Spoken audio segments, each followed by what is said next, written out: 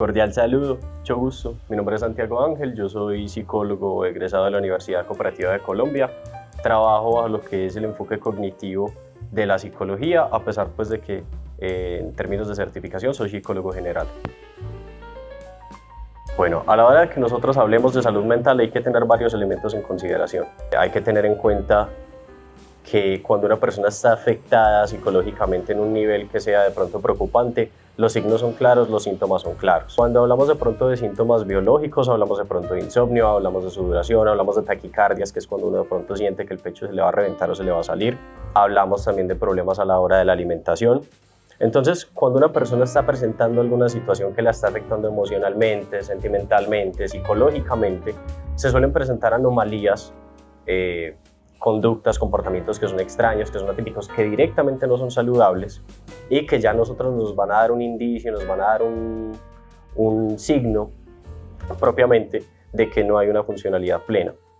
Si hablamos, por ejemplo, ya de temas un poquito más serios, vemos el tema del consumo del tabaco, vemos el tema de pronto del consumo de licor o el tema de otras sustancias que la mayoría de las veces se recurre a ellas o se hace uso de ellas como una forma de sobrellevar una situación de una manera que tal vez no sea la más adecuada.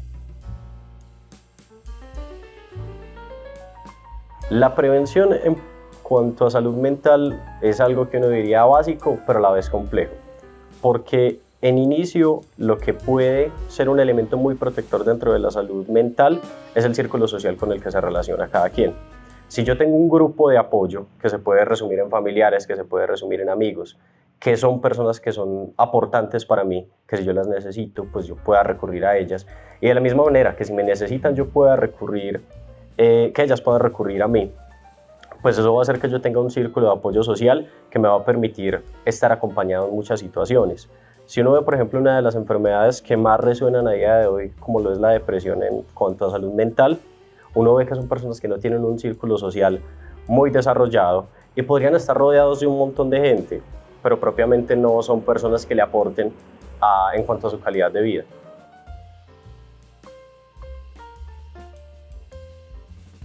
Antes de pronto de poder hablar de estrés y de ansiedad, a veces hay mucha gente que utiliza esas palabras sin de pronto conocer qué realmente lo que significan. Si hablamos del estrés, el estrés es casi que una hormona necesaria porque es la que nos mantiene alertas, ¿cierto? Si yo voy a pasar una calle, tengo que tener cierto nivel de estrés en mi organismo, ¿cierto? En mi sistema, en este caso sería endocrino, lo que se refiere a hormonas, para que yo pueda estar atento a todo lo que sucede en el ambiente. Si yo hablo de ansiedad, normalmente la ansiedad es un sentimiento anticipatorio.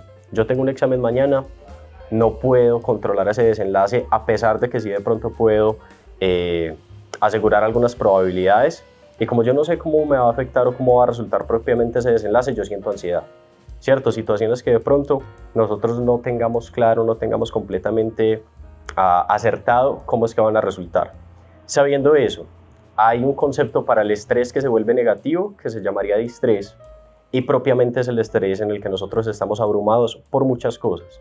Uno hablaría de estímulos, entonces si yo estoy en una situación en la que, por ejemplo, hay mucho ruido, hay algún aroma o algún hedor que es desagradable, hay una muchedumbre, va a tener un montón de elementos estresores que probablemente van a hacer que yo de pronto pues, pueda entrar en crisis, como sucede con los trastornos de ansiedad. Cuando hablamos de lo que se refiere al estrés propiamente, si yo no tengo ningún momento en el que yo pueda descansar, en el que yo pueda relajarme, en el que yo pueda de algún modo lograr un concepto que se llama homeostasis, que se refiere a la regulación del propio cuerpo, es muy complicado que yo pueda de algún modo controlar ese estrés. Entonces, uno entiende que con el frenetismo que hay a día de hoy en la calidad de vida de la gente, tenemos que cumplir con un trabajo, tenemos que movilizarnos en una ciudad que está colapsada y sobre todo acá en el corregimiento. Tenemos que también tener en consideración que esta es una sociedad que se está digitalizando y que se está globalizando tecnológicamente, y ante todo ese tipo de cosas uno se puede sentir abrumado. Lo importante es buscar ciertos elementos de equilibrio. Ahí es donde uno sugiere de pronto un poco el tema de los pasatiempos. Sí, yo tengo que ir a trabajar para subsistir, pero que le pueda dedicar un poquito de tiempo a alguna tarea que para mí pues sea agradable, o sea, constructiva, y me va a ayudar a despejar un poquito la mente con respecto de todo lo que me está estresando y todo lo que me puede generar ansiedad.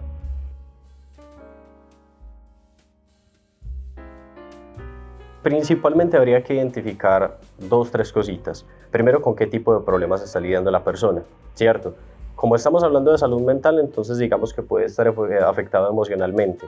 Procurar que el apoyo no sea invasivo, procurar que el apoyo no interrumpa las dinámicas de lo que de algún modo la persona está viviendo, sino que yo pueda de algún modo estar presente en el sentido de si necesitas llamarme, si necesitas que salgamos a tomar algo, a conversar. Ese tipo de cosas se vuelven un factor protector y ahorita hablábamos de qué tan importante es el círculo social, el apoyo de amigos, de familiares que yo puedo tener a la hora de que pues quiera preservar mi salud mental. Si uno quiere apoyar a otra persona que de pronto tenga algún problema en cuanto a salud mental, lo importante es estar ahí, ¿cierto? Procurar que esa persona no se sienta sola, que esa persona se sienta apoyada, sobre todo que esa persona se sienta escuchada, porque si esa persona necesita un apoyo, pues realmente lo que tenemos que hacer es aproximarnos. Diría que no con estas palabras, pero puede ser una aproximación, como yo quisiera que se aproximaran a mí o que me apoyaran a mí si yo estoy en una situación parecida. Tristeza, ira, frustración son emociones, digamos, que responden a lo que uno diría emociones básicas, ¿cierto? Si nosotros hacemos una distinción entre emoción y sentimiento, la emoción normalmente es una reacción a algo que pasa en el ambiente. Algo me hace enojar, algo hace que yo me entristezca, algo hace que yo me sienta alegre. Y otra cosa ya serían los sentimientos, que son cosas de más largo plazo, de pronto de mayor intensidad.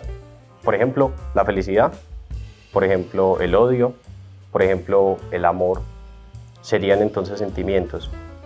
Si yo quiero lidiar con ese tipo de situaciones, tengo que empezar a identificar estrategias.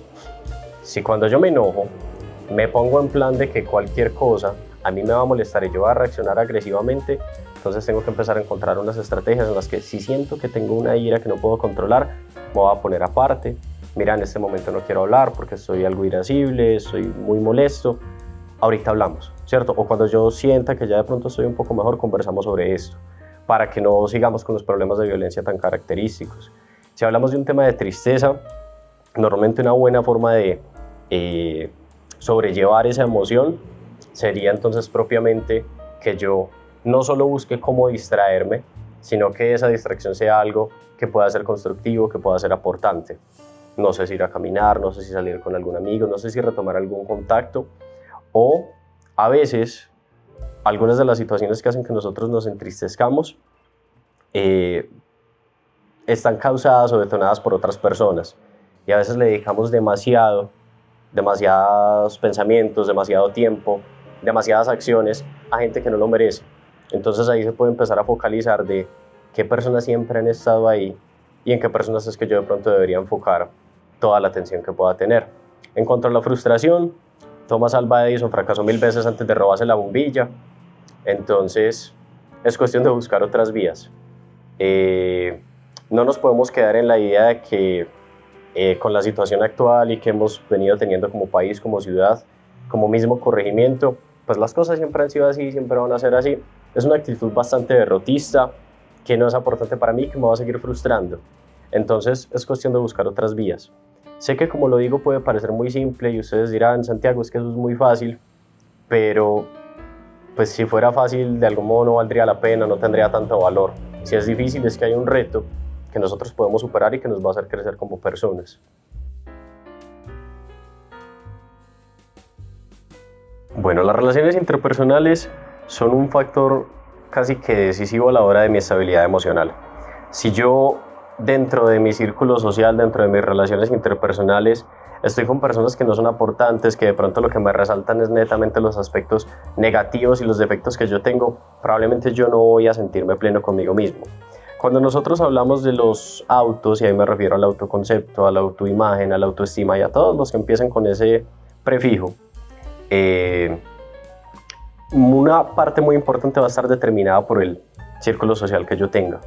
Entonces, lo importante es aprender a relacionarse en ese sentido y no es cambiando de grupo de amigos, no necesariamente es voy a dejar el contacto con X o Y persona, es estableciendo límites y replanteando términos, ¿cierto? Si vos sos una persona que no sos aportante para mí, es también porque yo te lo he permitido, y si de algún modo sos muy invasivo conmigo y con esos mismos defectos y esos mismos características por mejorar que yo tengo, pues no me estás aportando.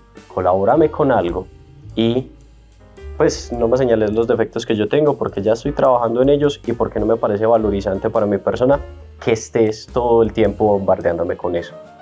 Establecer límites es importante, y si después de establecer límites las conductas de parte de esas personas se siguen repitiendo, ya ahí sí es que uno habla un poquito de distanciamiento. Muchos grupos, dependiendo de la edad que pues cada persona tenga, se pueden convertir en una fuente de relaciones interpersonales que a mí me va a permitir cultivarme, ¿cierto? No sé si un grupo de pintura, no sé si los scouts, no sé si los grupitos de oración en la iglesia, no sé si los grupos de dinámicas para la gente de la tercera edad, pero sí es un grupo en el que yo me pueda rodear con personas aportantes y les pueda establecer límites para cuando haya conductas que no son de pronto las más adecuadas, ahí sí establecer distancia. Es casi que la base de cualquier tipo de convivencia si uno quiere que sea sana, y es que haya respeto de por medio, mutuo y pues justamente recíproco.